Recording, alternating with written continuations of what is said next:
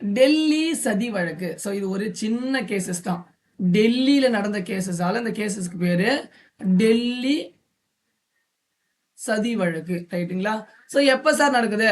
1912 காலகட்டத்தில் நடக்குது. 1912 காலகட்டத்தில் யார் வைசிராயா இருக்காரு?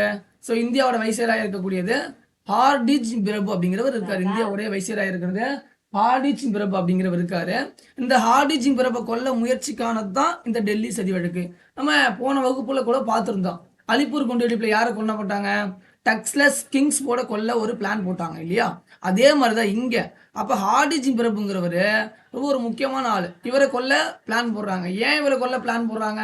நம்ம ஏற்கனவே சொன்னேன் என்னன்னு, இந்தியாவில் அரசியல் கொலைகள் பண்ணாதான் நமக்கான சுதந்திரம் கிடைக்கும், நமக்கான விடுதலை கிடைக்கும் அப்படிங்கிற ஒரு நோக்கத்துல தீவிரவாதிகள் எல்லாமே அந்த அரசியல் கொலை பண்ற அந்த மனநிலைக்கு வந்துட்டாங்க.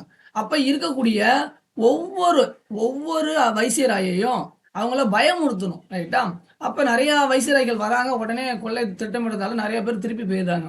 அந்த மாதிரி அரசியல் கொலை வாங்கினா மட்டும் நமக்கானதை நமக்கு கிடைக்கும் அப்படிங்கிறதால 1912 காலகட்டத்தில் டெல்லியில யானை மேல ஊர்வலம் வர்றது யார் அப்படின்னா, யானை மேல ஊர்வலம் வந்துட்டு இருக்காரு ஹார்டிஜ் பிரபு அப்படிங்கிறவர். ஸோ இவர் மேல இவரை கொல்ல ஒரு பிளான் போடுறாங்க. ரைட்டா? ஸோ எங்க? கொல்கத்தாவும் டெல்லியும். ஸோ இது ரொம்ப முக்கியமான ஒரு ஆள் யார் அப்படின்னா, மூளையா செயல்பட்டவர் ராஜ் பிகாரி கோஷ் தான். ரொம்ப முக்கியமான ஒரு ஆளு. ஸோ டெல்லி வழக்கை பொறுத்தாக இவ்வளவுதான் தகவல். இப்போ டெல்லி கேஸ் என்ன சொல்றோம்? ஹார்டிஜ் பிரபு கொல்ல முயற்சி செய்யறது எப்போ? 1912. ரைட்டா? ஸோ எங்க? கொல்கத்தாவிலையும் டெல்லியிலும் நடந்தது பிளானு. கொல்கத்தாவில் தப்பிச்சிருவாரு, நம்மளால டெல்லியில மாட்டிக்குவாரு. அடுத்தது ராஜ் பிகாரி போஸ் தான் இதுக்கு ரொம்ப முக்கியமாக செயல்பட்டக்கூடிய ஒரு நபராக இருக்காரு. ரைட்டுங்களா? ஸோ இவ்வளவுதான் இந்த தகவலை பொறுத்தவரை நம்ம பார்க்கக்கூடிய டெல்லி கேசஸ்ல. ரைட்? இந்த ஹார்டிஜ் பிரபு பத்தி நம்ம ஒரு தகவல் பார்க்க போறோம். ஹார்டிஜ். ரைட்டா? என்ன சார் இந்த ஹார்டிஜ் பிரபு ஒரு தகவல்? ஒன்றும் கிடையாது. 1905 நான் சொன்னேன். 1905 பார்ஷன் ஆஃப் பெங்கால் அப்படின்னு சொல்லுவாங்க. பார்ஷன் ஆஃப் பெங்கால், அதாவது வங்க பிரிவினை அப்படின்னு நம்ம பார்த்துருப்போம். ரைட்டா?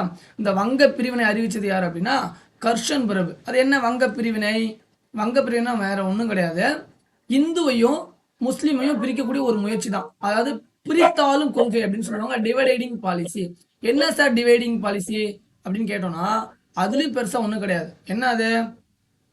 ஒரு பக்கம் இந்துக்கள் அதிகமா இருக்காங்க, இன்னொரு பக்கம் முஸ்லிம்கள் அதிகமா இருக்காங்க. எங்க? இது எல்லாமே பெங்கால் நடக்குது. இந்த இந்துக்களையும் முஸ்லிம்களையும் இவங்களுக்குள்ள ஒரு சண்டையை மூட்டி விட்டு இவங்களை பிரிக்கக்கூடிய ஒரு கொள்கைக்கு பேர் தான் இந்த வங்க பிரிவினைன்னு சொல்லுவாங்க. ரைட்டா? இதுதான் உண்மையான அஜெண்டா. ஆனா ஆங்கிலேயர்கள் என்ன சொல்றான், அவன் நம்ம ஏமாத்துறதுக்கு அட்மினிஸ்ட்ரேஷன் பண்ண முடியல எங்களால. ரைட்டா? எங்களால என்ன பண்ண முடியல? அட்மினிஸ்ட்ரேஷன் பண்ண முடியல, அதனால நாங்க பிரிக்கிறேன்னு சொல்லிட்டு ஒரு பொய்யான தகவலை மக்கள் நம்புறதுக்காக சொல்றான். ஆனா நமக்கு தெரியும் உண்மையான அஜெண்டா என்ன. ஹிந்து இருக்கக்கூடிய பகுதிகளையும் முஸ்லிம்கள் பெரும்பான்மை இருக்கக்கூடிய பகுதியிலும் பிரிக்கக்கூடிய ஒரு திட்டம் தான் வங்க பிரிவினை. இவங்க நினைச்ச மாதிரியே அதை பிரிச்சுட்டாங்க. 1905 காலகட்டத்தில் பிரிச்சுட்டாங்க. ரைட்டா? இதை பிரிக்க கூடாதுன்னு சொல்லிட்டு இதற்கு எதிர்ப்பு தெரிவித்து தான் ரக்ஷய பந்தா அப்படின்னு நம்ம கொண்டாடணும். ரக்ஷய பந்தனா, ரக்ஷய பந்தனா தான் இந்த ராக்கி கட்டும் நிகழ்வுன்னு இருக்கு இல்லையா? இன்னைக்கு நம்ம ராக்கி கட்டுறோம். யார் யாருக்கே கட்டுறோம்? சௌரியத்துக்கு கட்டுறோம். என்னன்னு, யாராவது ஒரு பையன் நம்மளை ப்ரப்போஸ் பண்ணிட்டாலோ இல்லை யாராவது ஒரு பையன் நம்மளை பார்க்குற மாதிரி தெரிஞ்சதுன்னா கிடுக்கிடுன்னு அண்ணா உங்களுக்கு எங்க அப்படின்னு சொல்லிட்டு ப்ரோ அப்படின்னு சொல்லி ராக்கி கட்டிடுறோம். ஆனா அதோட உண்மையான நிகழ்வு என்ன அப்படின்னா, ஹிந்துவையும் முஸ்லீமையும் பிரிக்கிறாங்க. ரைட்டா? அந்த பிரிக்கக்கூடிய நிகழ்வுல இந்துக்களும் முஸ்லீமும் வேற வேற இல்லை, நாம மதத்தால வேறுபட்டு இருந்தாலும் கூட நாம் அனைவரும் சகோதரர்கள், சகோதர சகோதரிகள் அப்படிங்கிற அந்த மனப்பான்மையை உருவாக்குறதுக்காக தான் ராக்கி அப்படிங்கிறத முதல்ல ரவீந்திரநாத் தாகூர் அவர்கள் பயன்படுத்தினார். ரைட்டா? யார் பயன்படுத்தினா? ரவீந்திரநாத் தாகூர் அவர்கள் இந்த இதை பயன்படுத்தினார் வங்க பிரிவினைக்கு எதிராக. ரைட்? இப்போ வங்க பிரிவினையை ரத்து செஞ்சது யாராதான் படிக்கிறோம். 1911 வங்க பிரிவினையை திருப்பி இணைச்சிருப்பாங்க. அது முக்கியமான ஒரு நபர் யார் அப்படின்னா இந்த ஹார்டிஜ் பிரபு தான். ஸோ அதுக்காக தான் இம்மா தகவல் நம்ம பார்க்க வந்தோம். ரைட்டுங்களா? அப்போ 1905 வங்க பிரிவினையை ஸ்டார்ட் பண்ணது யார் அப்படின்னா நமக்கு நம்ம தலைவன் கர்ஷன் பிரபு தான். ரைட்டா? அதே மாதிரியே வங்க பிரிவினையை 11 ரத்து செஞ்சது யார் அப்படின்னா ஹார்டிஜ் பிரபு. அந்த ஹார்டிஜ் பிரபு கொல்லக்கூடிய ஒரு திட்டம் தான் இந்த டெல்லி சதி வழக்கு அப்படின்னு நம்ம சொல்றோம். ரைட்டுங்களா? ஸோ அவ்வளவுதான். இந்த டெல்லி சதி வழக்கை பொறுத்தளவுக்கு இவ்வளவுதான் கொஸ்டின்ஸ்.